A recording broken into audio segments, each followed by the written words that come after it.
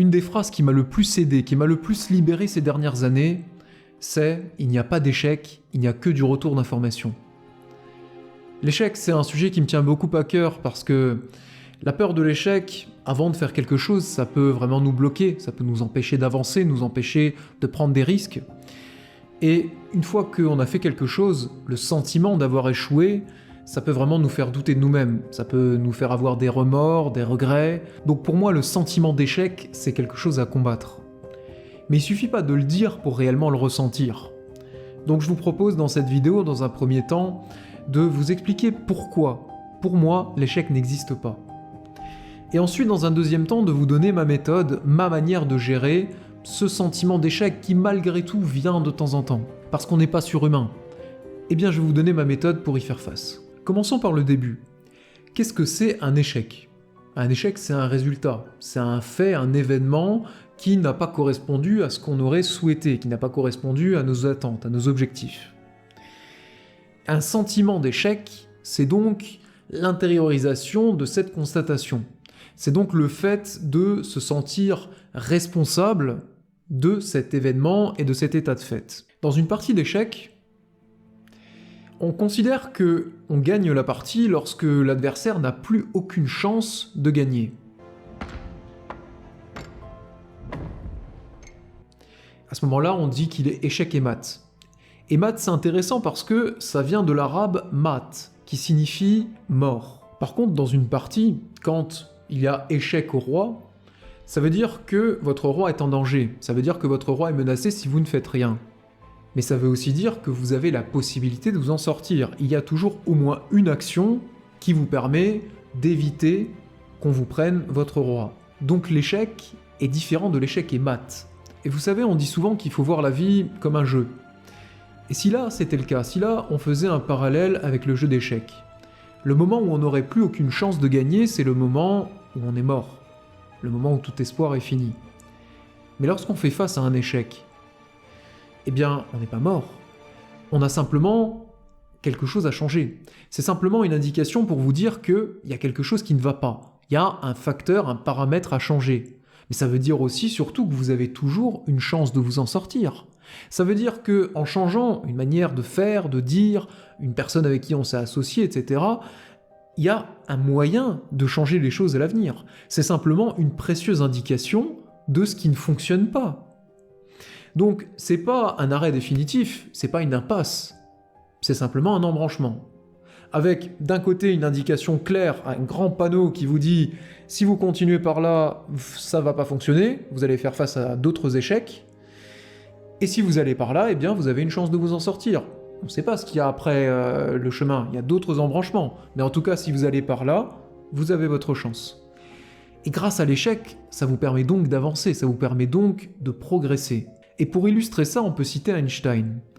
Alors, c'est vrai que je le cite assez souvent, mais en même temps, il a dit beaucoup de choses intelligentes, donc bah, je vais pas me priver. Il a dit « Une très grande série de succès ne prouve aucune vérité, quand l'échec d'une seule vérification expérimentale prouve que c'est faux. » C'est-à-dire que si je veux prouver une théorie, et que je fais une expérience dont le résultat colle avec ma théorie, ça ne prouve pas que cette théorie est juste.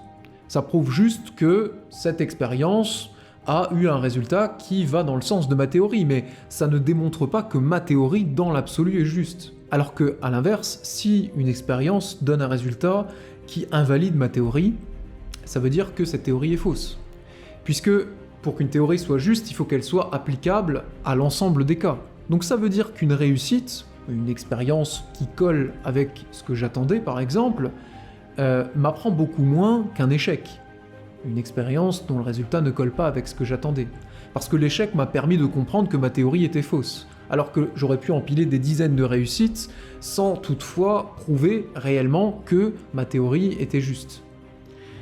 Ça veut donc dire que l'échec nous apprend bien plus que nos réussites. Alors à ce moment-là, vous vous dites peut-être que c'est bien joli tout ça, en théorie c'est très valable, c'est très mignon, mais dans la réalité ça se passe pas toujours comme ça. Parce que quelquefois, on s'investit réellement dans quelque chose, on y met tout son cœur, on met beaucoup de nous-mêmes et au final, ça ne se passe pas du tout comme on l'avait prévu. Parce qu'à ce moment-là, j'ai beau savoir que les échecs m'apportent plus que les réussites en théorie, Quand je me suis investi dans un couple, quand j'ai donné tout mon cœur à l'autre personne, que je lui ai fait confiance, que j'ai construit une vie avec elle et qu'au final cette personne m'a trahi, on se dit pas immédiatement « Cool, je vais pouvoir tirer des expériences pour mes prochaines relations. Heureusement que j'ai eu cet échec amoureux, ça m'a donné de grandes leçons. » Non. Non, parce que ça n'efface pas la peine, ça n'efface pas le chagrin, ça n'enlève pas le sentiment de trahison, le sentiment d'abandon. Évidemment, la théorie intellectuelle n'est pas d'un grand secours quand il y a autant d'émotions qui sont en jeu. Donc comprendre ce qu'on vient de dire, c'est essentiel, c'est la base. Ça nous permet de mener une réflexion et ça nous permet de réfléchir après coup. Mais ça ne suffit pas. Quand on fait face à des situations comme ça, que ce soit dans le cadre professionnel, amical, familial, amoureux, on a besoin de plus que de la théorie, on a besoin de plus qu'une phrase, on a besoin d'une méthode. Donc là, comme d'habitude, il n'y a pas de méthode miracle, il n'y a pas de coup de baguette magique, là, comme ça, qui réglerait un sentiment aussi profond. Néanmoins, il y a une méthode qui a fonctionné pour moi, et je vous la partage dans cette vidéo.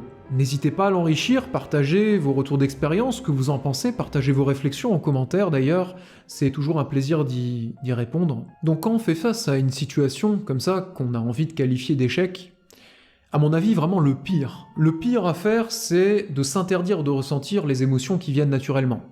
C'est-à-dire la colère, la frustration, la jalousie, la déception, l'humiliation, l'abandon, etc. S'interdire de ressentir ces émotions alors qu'elles montent en nous, les mettre sous le tapis et faire comme si elles n'existaient pas, c'est le meilleur moyen de faire gonfler la cocotte minute. Et au bout d'un moment, la cocotte minute, eh bien, elle explose. Ça, c'est ce qui arrive quand on écoute certains conseils, comme quoi il faudrait être absolument positif tout le temps, il faudrait rayonner de joie et de bonheur. Non, quand il nous arrive des grands malheurs, on ne rayonne pas de joie et de bonheur, on essaye de faire face. Vouloir à tout prix être positif en toutes circonstances, c'est vraiment la pire chose à faire. Ce que je vous propose pour ça, c'est de prendre un petit moment et de vous centrer sur vous-même. Asseyez-vous, fermez les yeux et laissez monter ces émotions en vous. Ressentez cette tristesse, ressentez cette colère, ressentez cette frustration, ressentez cette déception. Ne lui donnez pas à manger, évidemment. N'essayez pas de rentrer dedans à deux pieds en l'alimentant avec des phrases comme, je ne sais pas moi, pour la colère, « Ah mais c'est quelle personne désagréable, j'ai vraiment envie de lui faire ci, j'ai envie de lui faire ça, si j'avais su, etc. etc. » Non, ça ne sert à rien.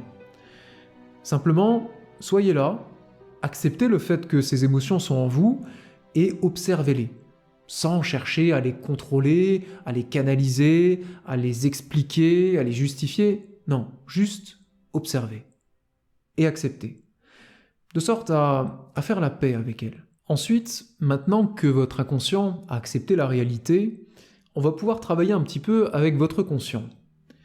Et pour ça, je vous propose de prendre une petite feuille de papier et de faire 3 colonnes. Dans la première colonne, vous allez noter ce qui, à votre avis, a causé cette situation que vous qualifiez d'échec, et surtout, ce qu'il a causé mais qui dépend de vous. Pas ce qui dépend du voisin, pas ce qui dépend de la conjoncture, de la politique, de l'économie, de qu'importe, uniquement ce qui dépend de vous. Dans la deuxième colonne, vous allez marquer ce qui, selon vous, à l'avenir, va vous empêcher de revivre cette situation, ce qui va permettre d'améliorer ça. Et dans la troisième colonne, j'aimerais que vous mettiez ce qui, selon vous, a été bénéfique dans cet échec. C'est-à-dire, quelles leçons vous en avez tirées? Qu'est-ce que vous avez appris grâce à cet échec? En quoi ça vous a permis de devenir quelqu'un de plus intelligent, de plus fort? Quelle qualité ça vous a permis de développer? Et maintenant, la troisième étape, mais une fois que vous avez écrit ces 3 colonnes, que vous les avez complétées, et il n'y a pas besoin d'écrire des tartines, hein. Clairement, en quelques mots à chaque fois, mettez ce qui vous vient, c'est pas une dissertation, c'est uniquement pour vous, donc écrivez vraiment ce qui sort du cœur sans chercher à faire de belles phrases, sans chercher à en faire trop. Et prenez maintenant le temps d'analyser ces réponses, de regarder ce que vous avez noté, et à la lumière de ça, essayez de repenser votre objectif. Est-ce que, réellement, c'était le moyen d'atteindre cet objectif qui n'était pas le bon?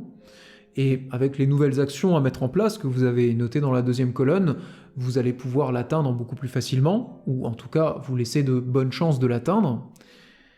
Ou alors, est-ce que c'était cet objectif qui n'était peut-être pas aligné avec vous? Il n'y a aucune réponse prédéfinie, bien sûr, c'est à vous de le découvrir. Cet petit exercice peut vous y aider, justement. Vous allez le sentir. Si vous êtes toujours bien aligné avec cet objectif qui vous correspond, vous allez automatiquement même pas vous poser la question. Par contre, si vous commencez à sentir un inconfort en réfléchissant à ça, vous allez voir que vous aurez peut-être envie de modifier légèrement cet objectif pour qu'il vous corresponde mieux maintenant. Parce que quelquefois, on a des buts, on a des objectifs qui correspondent à un moment, à qui on est, à ce qu'on pense, à ce qu'on veut, à ce qui est bon pour nous. Et on les poursuit pendant un certain temps, et au bout d'un moment, étant donné qu'on change tout le temps, cet objectif ne nous correspond plus vraiment. Il correspond à qui on était, mais il ne correspond plus à qui on est. Donc justement, je vous encourage à réfléchir, à prendre quelques instants pour voir s'il y a toujours une correspondance entre l'objectif que vous avez et la personne que vous êtes, entre ce que vous voulez et ce qui est bon pour vous. Et ça, il n'y a que vous qui pouvez le définir. Et enfin, une fois que votre objectif est aligné avec vous-même, que vous l'avez bien en ligne de mire, eh bien, à la lumière de tout ce qu'on a marqué, choisissez la meilleure stratégie avec les actions que vous avez mis dans la deuxième colonne. Choisissez la meilleure stratégie pour atteindre cet objectif. Et tout simplement avec cette méthode, vous pourrez tirer le maximum d'informations de vos échecs. Et vous en sortirez grandi, sans chercher à étouffer vos émotions. Vous pourrez en tirer le meilleur sans avoir à ignorer le pire.